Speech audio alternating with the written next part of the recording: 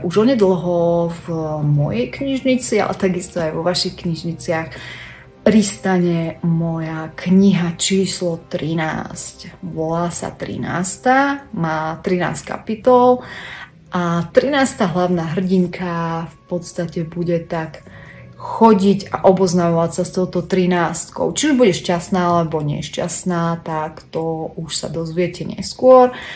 Ale ja sa veľmi teším na vaše reakcie, teším sa na vaše recenzie a dúfam, že vás táto oblasť tej ľudskej psychiky a akéhosi manipulátorstva dokáže vtiahnuť do deja rovnako, ako vtiahla mňa pri písaní. Zatiaľ majte krásne jesenné dni a verím, že pod dekou si užijete túto moju najnovšiu knižku rovnako, ako ja som si ju užila pri písaní. Čaute.